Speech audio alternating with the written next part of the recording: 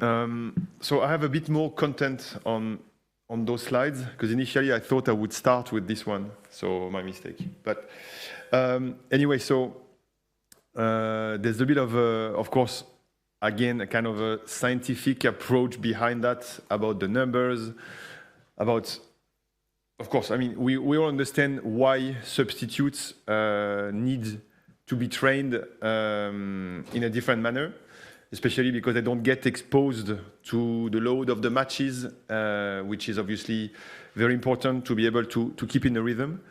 Okay, well, I was saying subs needs to be trained because of the competitive load they're missing.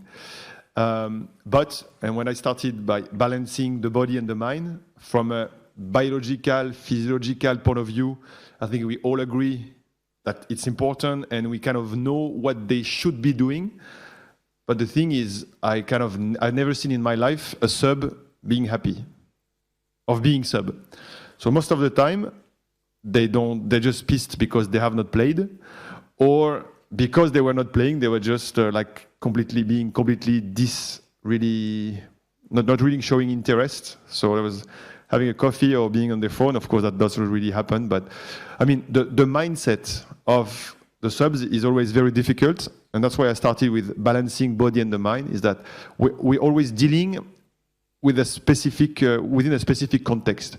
Whether we train them straight after the match or we train them the day after. Especially if imagine it's an away game, depending on how you travel, you came back super late. And in this context of fatigue and not being happy for not having played, then you still have to make a good training. So for a lot of reasons, it's always a challenge. And that's probably one of the common points of friction that you see between staff and players, or even between staff themselves. Like the coach sometimes will say, "Oh, it's okay, leave them alone. They don't need to compensate because we had a bad loss, for example." But then, as conditioning coach, you will say, "Yeah, but they need to train because otherwise we're already playing in a couple of days. We don't have time." So it's always, in my experience, always been points of friction, and it's a complex aspect of the things. And just as after substitution, so.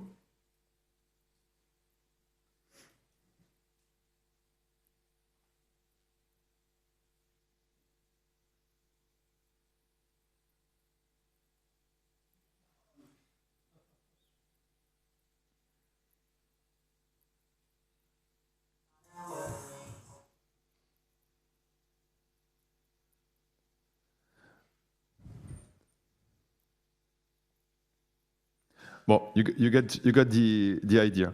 So as I said, those guys, we don't need to train because most of the time they are substituted after having played enough, let's say, to get their load. So the focus is those who did not play, who maybe played only 15, 20, 30 minutes. So on the left side, this is the science, let's say, the easy one. To compensate for the time, the play minutes they didn't get, to compensate, and then we go back into a little bit like the sports science approach, GPS, talking about total distance. So having a decent volume of running, having some decent amount of high-speed running, touching max speed or not. We're going to discuss a bit more of that. What I call mechanical work is more accel, decels, chain of directions, and also, of course, the metabolic load, the cardio side of the thing. So this is, as I said, that's pretty, let's say, easy to design. And for any conditioning coach, it's just about more or less designing the typical patterns running, and that's easy. What is always a bit harder to get all the time is to still have a technical, tactical input, the cognitive load, the pressure, the emotions, because that comes with playing a match in front of supporters and fans. So this is always the hardest piece to have, but we should, of course, make sure we don't forget the right side of the slide as well. So starting about the programming of the compensation. A bit more than 1 year ago, we've done another survey. I was talking before about the survey about return to play. There was a survey about the practices, mainly from performance conditioning coaches, about how they organize their work. And there were some few questions about the substitute work. and I was asking to those practitioners what is for them the best option to program this conditioning, this compensation type of work. And as you see, the preference clearly is for spreading the compensation on over 2 days. Day 0, so straight after the match, and the day after the match. That's the preference. Then we have, what do we have as the first choice? Second choice, we have only straight after the match. Then we have day +1 and day +2. That means doing nothing after the match. Spreading after 3 days, that's also an option. And of course, everyone's everyone puts not needed as a fifth choice, as if meaning that everyone understands that we need to compensate. But the point is that there's a lot of options to spread and to implement this compensation. So the way I see it, and that's more or less my framework, and that's even some stuff that I have shared with players at some times, is to discuss different types of microcycles that we can have depending on when you have those games. So there will be, you have 6 days in between the matches, so you're playing Saturday, but you can also maybe sometime play Saturday, Friday, or you can have to start to have mid-game weeks. They're going to cut your microcycle.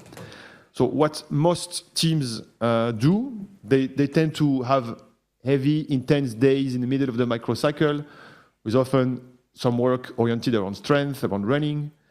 But then when you have only 5 days, you often merge those 2 days into one.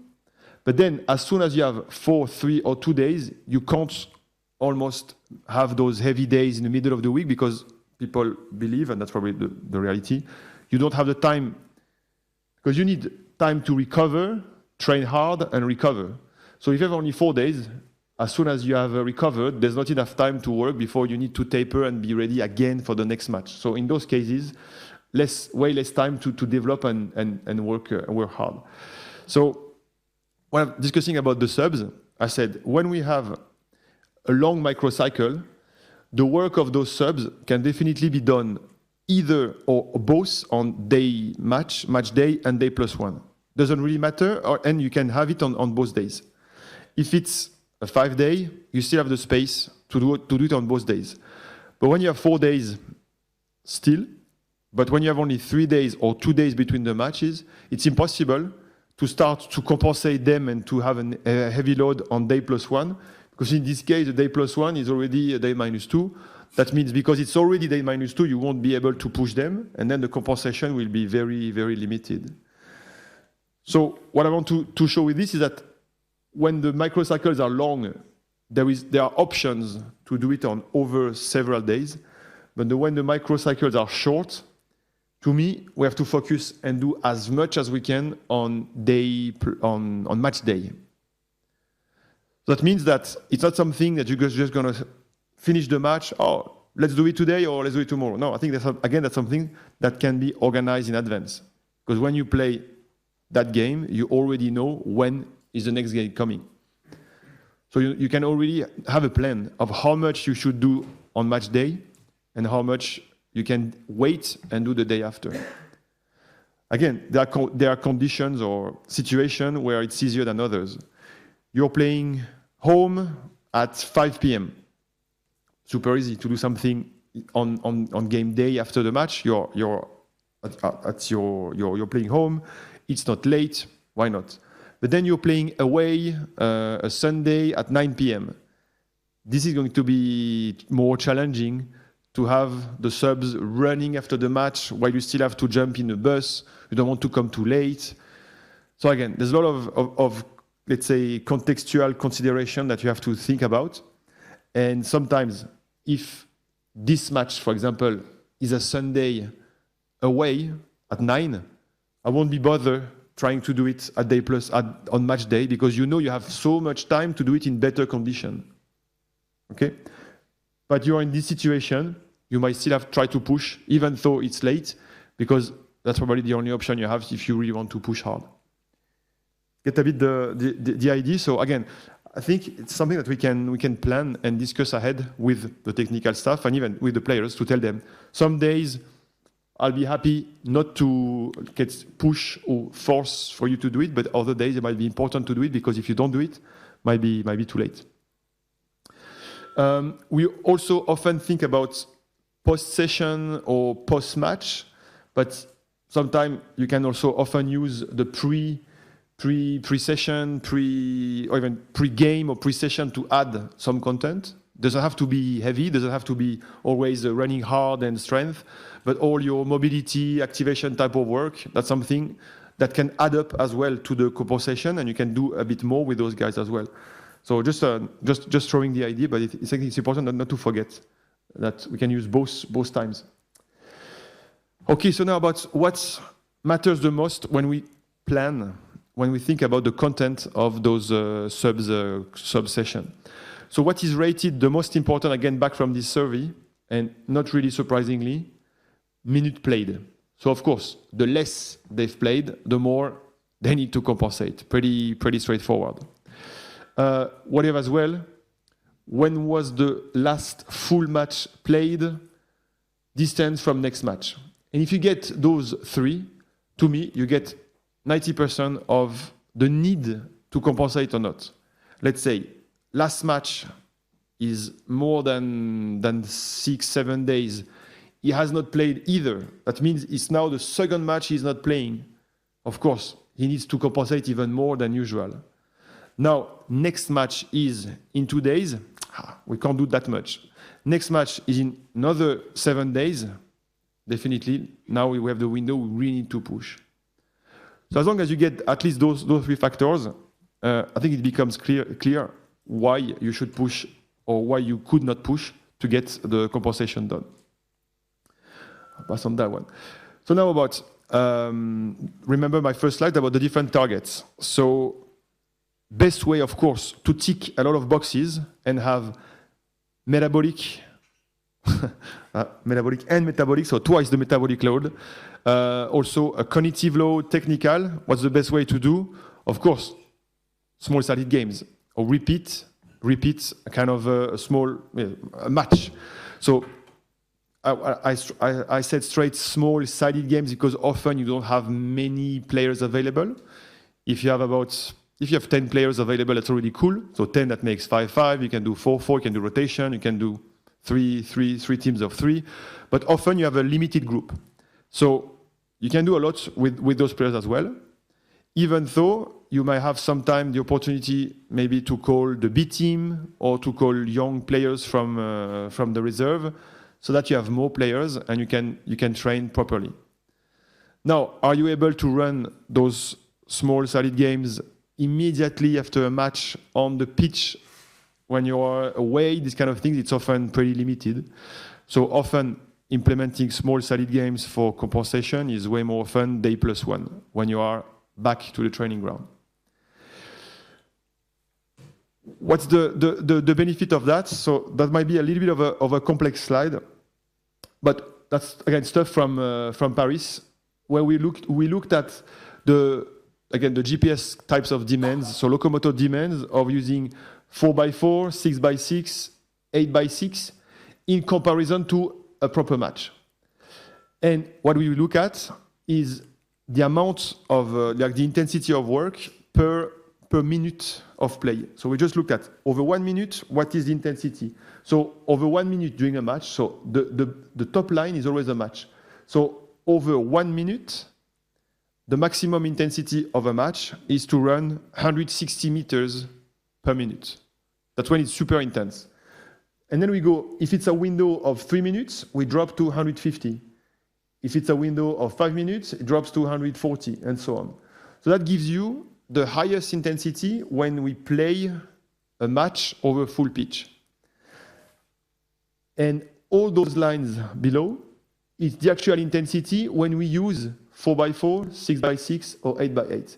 So what does that show clearly is that in terms of intensity of movement, and likely because of the small spaces, there's no way we can reach the match demands when we have those small games. So we're kind of missing something. Same if we look at high speed, but the good thing, if we look at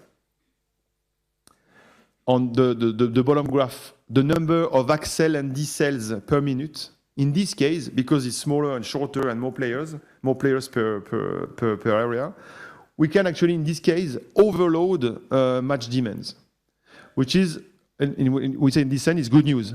Is that at least on one side, about the overall distance, the high-speed running, we're missing something with the small-sided games. On the other side, we can bring the players to a higher level of demands in terms of accel, decels than proper games. So on one side, we have a tool to train the players and put them in the red zone in terms of those specific types of movement. So we have something. And of course, because it's kind of opposition, you have to, so all the kind of, well, tactical can be a bit limited, but we have the specific aspect of the game that you have through that. So I would say, I will always try to push into the compensation puzzle to have, at some stage, some small-sided games. Whether they are 4-4, 6-6, or 8-8 will be limited, but at least 4-4 or 6-6, so that you touch, you kind of tick a box at least on that side, plus the football-specific side of the things. But as I said, it's not enough. Why it's not enough? Because if you look at, in here, the intensity of high speed, so talking about more than 20, 21 km per hour, it's clearly almost linearly related to the size of the pitch that comes with the number of players.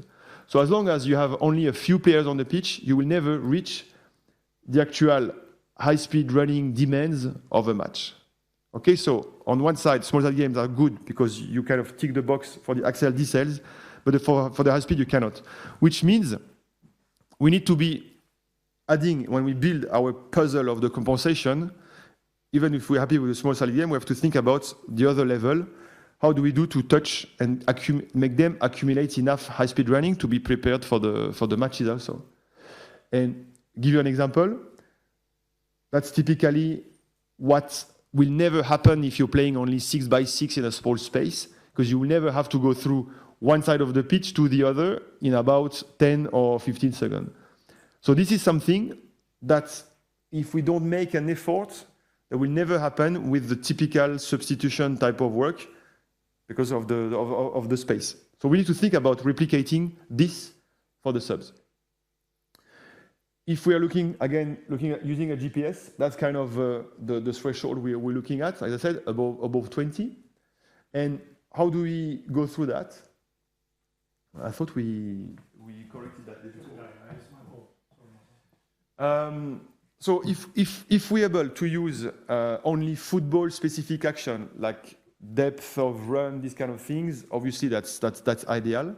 Not always easy to implement, especially if you have only 4 players or depending on how many people you have. So often you go to the best option on one side to make sure on the physical side you tick the box. You use some sort of high-intensity interval training. Could be completely generic, going from one box to another. Could be a bit more specific if you introduce the ball. And of course, depending on the rest period you use in between the runs, you can also get some metabolic conditioning, which ticks another box at the same time. So that's videos from back 2010 when I was working in Qatar in Aspire. And that's typically the kind of approach of the compensation we are having to make sure they get both sides of the locomotor demands. Small-sided games on one side, 3 teams, the third team not playing in the match, doing those runs on the side. Pretty simple. Of course, players will definitely prefer to be on that side than the other, but just for a couple of minutes, it works well. So now, how do we organize those typical box-to-box? Because I think that's something we see in almost every stadium after most of the matches. You see players going from one box to the other, bang, bang, and they just do most of the time. Often people do it, the players, they all do it together. Same pace, same distance. You see 6, 8, 10 players all doing the same. And like my question has always been, but do they have to do all the work at the same time, all together, knowing that they likely have different physiological profiles? One might be fitter than another, one might be faster than another. And also, if you look at what they usually do on the pitch, depending on the position, they also do different things anyway. So different profiles, different positions, but when people do box-to-box at the end of the match, they all do it together. So I always question a little bit this. So if you look at what happens, like it's kind of mathematical models to understand what happens in their body in terms of energy sources. And depending on the profile, so these are 4 profiles. The one that starts with a lot of energy in the bank is both fit and fast, so it's perfect athlete. And the one that starts with less energy in the bank is slow and less fit. And because they're doing the same, you see that every time they do one run, their energy, of course, they use energy, so it goes down. They recover, use energy, recover. I think that's pretty like a battery, how a battery will work. But because they start with different levels of battery, but they do the same, they end up with different levels of fatigue and exertion also. So the fit and fast guy, if he does those box-to-box in 12 seconds, will finish almost fresh, while the slow and unfit guy will be destroyed at the end of the session. So is it really what we want? As I said, we probably can do a bit better and individualize the type of work. So how do you individualize the type of work? You know your players, so you can already make a few groups. Those guys run a bit more, those ones a bit less. Or you can go further, and if you run a test at the start of the season, for example, well, that's a plug to talk about the test I've been working with for now more than 20 years, 30-15, but you know all the typical type of fitness tests. In this case, they work. So don't really matter if you do a 30-15, if you do Luc Léger-Boucher, if you do a yo-yo, doesn't really matter. But at least with those tests, you can start to make groups and have players that are fitter than others. And then once you have the test, that doesn't need to be precise at the meter, every meter, but at least the idea is groups. Having groups, minimum 3-4 groups, so that some of them run more than others. And okay, that's example with Lille. That was start of the season. As you can see at the start, I started the video a bit quickly. Oh, okay, video starts straight. But you can see, definitely, all of them, they started, they were staggered, depending on the groups. So on one side, some of the players will say, yeah, but why is he running less than me? Like the typical, let's say, not lazy, but yeah, I don't want to run more. Okay, but on the other side, as long as we were discussing before, making sure they understand why you do the test, why, it's just about preparing them. Because I said, you know what, if you were to run those 5 meters less than the other, you would not get fit, and I don't think you want to stay untrained, and you just want to improve. So just make those 5 more meters, and you'll be fine. And this is again the relationship you have with them. But that's pretty important. So having those runs and those athletes, those players, starting at having different distance based on their fitness, is probably the easiest way to start this. And what happens when we start now to have individualized distance? They get the same level of internal fatigue. One does less than the other, but because he's fitter, but he's doing more, he gets as tired as the others. And now we can bring them all together, more or less, at the same level of exertion and fatigue.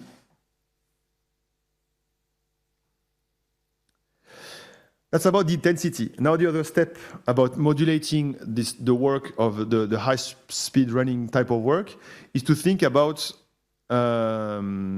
game volume or game demands. And we know well that a winger will sometimes do actually twice more than a defender or a central midfielder. So that doesn't mean that it will hurt if everyone does 1 kilometer during this compensation session. On the side, why not? Why don't we adjust a little bit the volume? So very simply, if we want to adjust, well, one way would say, okay, for you do 10 runs. Let's say every run you run your 100 meter. You do 10 runs, but you only do 6 runs because we want to replicate your game demands. But in this case, you work less time, But to get your pill in terms of metabolic conditioning, you might still, everyone needs to do 10 minutes maybe, or 6, see what I mean? So the idea is how can we modulate the distance of high-speed running while not changing the duration of the overall set. So in this case, imagine if you were to run straight, in this case, you would definitely accumulate some high-speed running over those 55 meters. But now, if we introduce small turns or even changes of direction, it's clear that the amount of high-speed running during each run will be different. And as an example, that will be the curves. So in this case, that does not require to brake or to reaccelerate. But because of the curves, you have to drop a little bit the intensity. So in this case, you might just touch maybe 18 or 19, while if you were to go straight, you would be running at 22, 3 or 4. If we were now, well, that's another one with the curves, you see. So he's still running fast, but not as fast as if he was running in straight line. And now, if we have shuttle runs, in this case, because it's short, you don't have time neither to accumulate much time at high speed, but you get other types of demands which are linked to change of directions. So depending on what you're doing in addition to that, let's say you already done a lot of small-sided games, and then you're adding the run. Maybe you have enough axle decels, you had them enough in the small-sided games. But let's say you did not have the small-sided games, then you might be interested to have the change of direction also to kind of compensate. How does that look with the GPS? If I'm back to my high-speed running. First example, going straight. So we're kind of crossing the threshold a few times. So we are accumulating some high-speed running here. Curved, because of the curves, we're not reaching the threshold. In this case, there's one change of direction. So just the time to reach high speed, but then we need to brake, turn, and come back. Two changes of direction, no time to reach the threshold. So it's just about axle, decels. Here we're back on straight line, back on the curves. So again, pretty simple, just with the patterns to modulate the amount of high-speed running that the players are getting through the legs. Kind of a mix of everything. In this case, that's a friend of mine working with a French team close to Paris. There's a curve and one change of direction. So in this case, no high-speed running at all. So again, not saying this is better or worse or whatever, but in this situation, he had already some high-speed running in another drill, but he wanted to keep working on the metabolic cardio aspect of the thing, so they get more volume, more cardio work, but without kind of quitting completely the high-speed running of the side of the things, having some specific patterns. And if we look at now what would be a GPS in this case, GPS readings, 6 minutes, so it's a 10-10, 100% of the speed at the 30-15, well, that's very specific, but you get the idea of 6 minutes of 10-20. You ran for 10, you recover 20, so that means you do 12 times the box-to-box. At the end, if you do this pattern straight line, you accumulate almost 800 meters, and you accumulate 600 of high-speed running. So you've done a midfielder type of distance if you take about a match. With the curves, 0. And with this one, you still accumulate 400. So you could say, I have a winger, he rather do a lot of those straight lines, but have a midfielder, maybe he will do more this kind of patterns. So they still both work 6 minutes, but they accumulate different amounts of high-speed running depending on the types of pattern you do.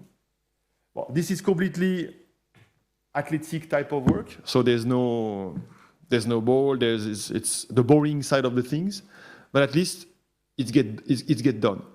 Now, it's almost every conditioning coach decision to introduce a ball somewhere, whether it is at the end of the run, just put the ball in a small goal, having a cross, or you can invent as much as you can. But in this case, make sure, we have to understand that the ball is just, it's almost a fake. It's just to make them feel they have the ball somewhere and it's a bit less boring. It will never be as good as playing a match or playing small-sided games or these kind of things. So I'm not really fan into those long circuits where you have the ball, you dribble, you pass a rebound ball, because it looks like it's specific, but there's no cooperation, there's no decision. So in the end, what do we get? It's just less boring. So you have there's a bit of the different levels. Huh? Solo, only running, playing, and middle, everything is, I would say, up to you. But I think, yeah, we need to be pragmatic often. And again, if it's day 0, straight after the match, you have 10 minutes, you get that done. At least you get the pill. They got the metabolic conditioning. They got the high speed done. Better than nothing, maybe. What's this one? Okay. So ticking the boxes. Small-sided games, one part. High-speed running that needs to be added, done. Third level now is about max speed. And as I said before, I'm going to talk a little bit more about detail about touching also at least 90% of max speed. What's the reason? Back to, again, what we discussed before with the RTP talk, all the literature suggesting that touching high speed during training is also a way for you to prevent or to decrease your injury risk. Of course, it's just about getting ready for what you may have to do during a match, but also for the fact that whatever you do in the gym, whether you do all the typical exercises in the gym, you will never be able to reach the same level of muscle activity than when you sprint. So even though during the week you do some nice strength sessions, that might not prepare your muscle as well as if you actually sprint almost maximally. That really shows why it's important to sprint during training to get prepared. And also an easy one as well is, that was probably in the year 2010, something like that. You had all the big studies from Di Salvo, Gregson, all those studies showing the distance of sprint during games. And all those studies, they were like saying, oh, no, I don't have this one. No. All those studies were showing, the number of sprints in the distance of sprinting in football is about 10 meters. So why do you need to do long sprint during training? That was always the argument, 10 meters, 10 meters. Of course, because they were measuring sprint with a threshold. They were saying, as soon as you cross the 25 threshold, then it's a sprint. And of course, the distance that you run above 25 is 10 meters maybe. But to reach 25, you have run already 20 meters. So if you think about the entire sprint, is very often 30 meters actually, 30 or even more. So that's a typical example for me when the scientific literature has almost been misleading, telling us, it's only 10 meters. Yes, 10 meters above 25, which is a complete different story. So when you start to understand that, you say, okay, actually, we might need to sprint. And that's data from the young Qatar national team, where we looked again with what I just said. What is the distance of a typical sprint? 15 meters above 25. But now, every time there is a maximal acceleration and they keep pushing, the length of the sprint, 35 meters.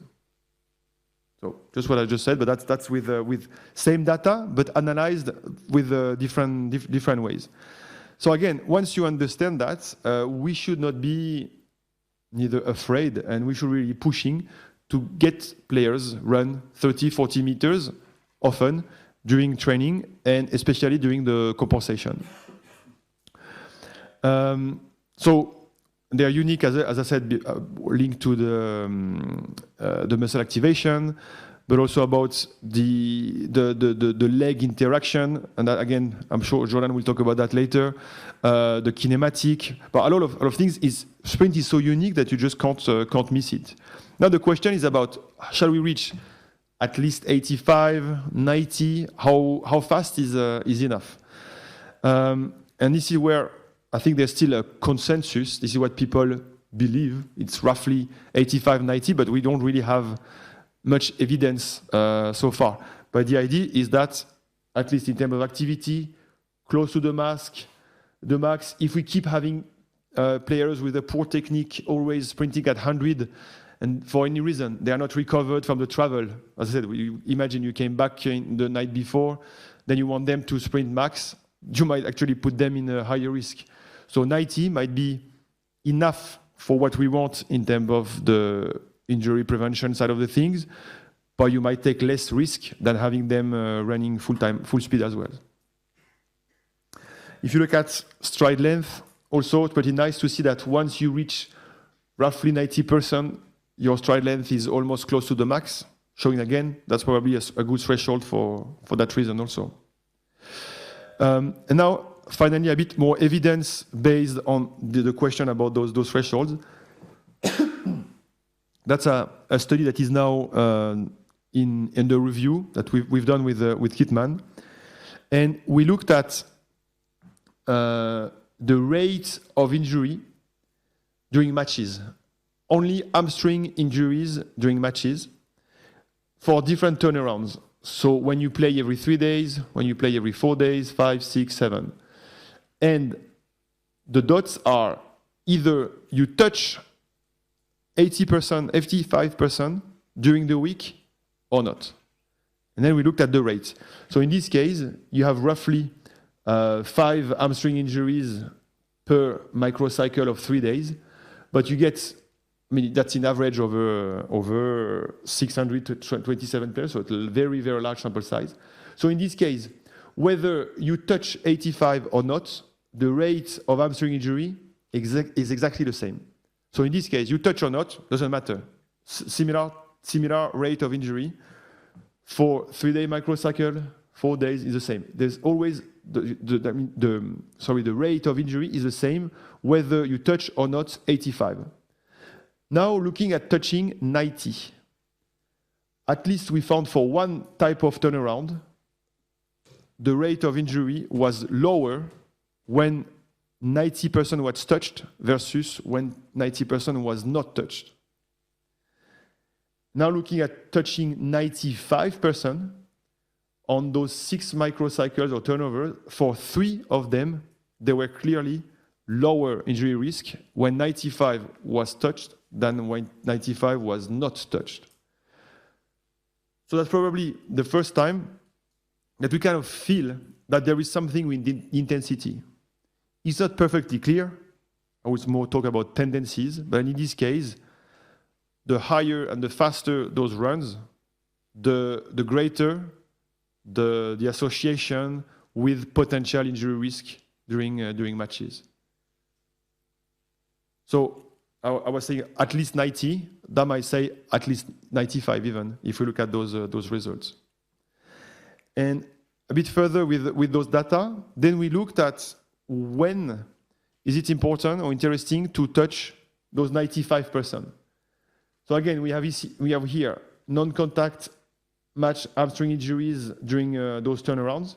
In this case, we put all the turnarounds together, and we look at so injury rate when max speed has been reached -3 or day -4 or 5. So let's say a long time ago before the match.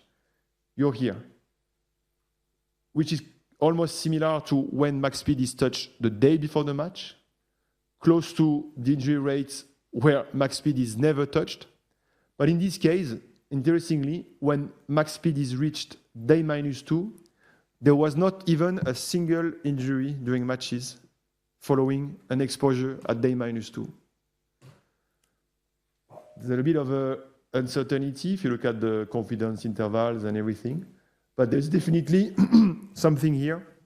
Again, we're not talking about causation. We will never say that because of that this happens or not. And again, it's injury, it's so multifactorial. But at least in this data set, when max speed or 95% was reached day -2, we did not find a single injury during the match that followed. So there's still some interesting information given all the limitation. As a practitioner, when I look at that, I say, okay, that might be this day -2, may be the best day to make sure players are touching close to max speed. which on another level of discussion is a bit of a problem for me, is that I've been used to have players touching on day -3, and then -2 has always been for me a day almost of recovery. So if I wanted to trust the research and really embrace into that, I would need now to think about changing the way we periodize the week, definitely. Well, that's a bit extra than just the subs, but because I had this research really fresh, I said and I was on the topic, so I kept on that. But back to the subs. So implementation of max speed also at day +1. That doesn't mean that we can still repeat this exposure later at -3 or 2. That's what I was discussing before for the return to play, having the technology, either having an iPad and you get the live GPS distance, or without an iPad, just getting electronic beams, so that gives you a time immediately, and that just helps, again, to get the buy-in from the players, competitive, they like it, it's fun, and also, if in this case you really need and you want to touch, then you have the technology to tell you, yes, you need to push, you need to do one more, and so on. About compensating the speed, that's stuff we've done a lot as well. That was back a while ago now. If you see the players in Paris, they're all gone for a while. Pastore, Pocho also. And so that's when we started. That was 2014, 2015, where we introduced all the kind of heavy, without going never super heavy, but starting to add a little bit more load on the posterior chain. Especially morning day +1. Day +1 for the group that did not play. That was probably the only group that has been regularly exposed to that most of the time. Okay, and then back to discussion before. Straight line sprinting, resisted sprinting, okay, but also curved sprinting, because we know if we analyze games, most of the runs are actually not straight, but with a lot of curves. So there was a study published last year or 2 years ago now about the typical angles. So the angles are not very large. Like the average angle of the curves, you get 5 to 10 degrees. So it's really a curve, but why not? And that's other stuff coming from Paul Kalbeck. That's I think it's in PhD. I don't know where's the publication now, but showing you the proportion of curves versus linear sprints depending on the position. And you see that 80% of the sprints actually have a kind of a curve or an angle. So we probably need to really think or rethink the way we have our players sprinting. Because I think even in my practice, 90% of the sprint, we do them straight. And we probably should do exactly the opposite in terms of the proportion. In addition to the curves, in this case, it's about, while running, having a torso rotation at the same time. Typically, you run and you look for a ball coming from the back, which also, of course, has a lot of implication about what the pelvic does and how you just position the two limbs. So again, 60% of the runs with the torso rotated, while most of the time we run straight. We think about running technique, well organized, everything aligned. Of course, to learn and have the right technique, we should learn to do it properly. But again, thinking about compensating what happens to the game, will be curves looking from the back. So completely different than what we do, actually. Starting position, what do we have here? The orange, like most of the time, you start linearly. So there's still the majority is a linear start, but you still have lateral or backwards type of start. So that could be ideas to change a little bit the way you start your sprint.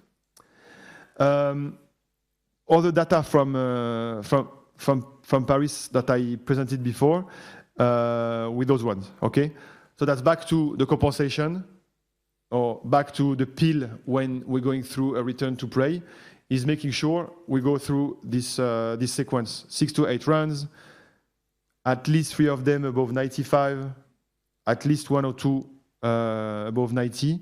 But then in those, we can introduce curve, starting from the back, one with the torso rotated, and then you start to build up a little bit the sequence based on the player, the position, and so on, which I think was roughly what we discussed before. Okay, so that's about the speed, but still away from the pitch. Away from the pitch. And now just an example again, something a little bit more specific, which again I said, where do we put the specificity here? There is some specificity because there's the ball, there's a cross, there is a goal. Then are you always sure to reach your targets in terms of speed? Sometimes yes, sometimes no. So if you organize something like that, you almost need to have the iPad with you, with the GPS, so that you can really regulate that. Works well, super specific, players motivated. Courses are way more relevant because we see some curves and some torso rotation, so that's exactly what we want. But you're never sure of what you're going to get. So as long as you have the iPad, I would say that's perfect. But you need to be able to monitor that. Okay, and the last bit, in the compensation puzzles, after the games, the high speed, the speed, a bit of strength, which for me as well helps to compensate for all the neuromuscular demands of a match. Because even though with your small-sided games or the sprint and the high-speed running with turns, you get some neuromuscular demands, you not always get as much as a full match. So stuff that we've been doing a lot. That's picture from Lille this season. Well, pictures during a friendly match. But yeah, just very simple types of exercise, eccentric oriented as well, so that we can get very little volume. Always chasing those small doses and get a stimulus straight after the match. And just want to share this picture, for example, when you are side of the pitch, where you see the fans just having beers and fries when the guys were doing the work. Most important is, for me, is to be able to implement those routines and those habits straight during preseason. Because it's preseason match, often players play only 45, so they're not dead. And you say, yeah, now for the first time, we're going to do some strength training after the match.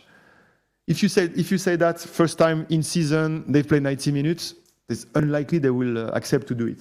But if you start to build the habit during preseason, then they get to know it's not a big deal, it's not crazy, we just ask 2 sets of a couple of exercises, then they get to know it, and then it's something that they know, and then they might accept it better once you get to play.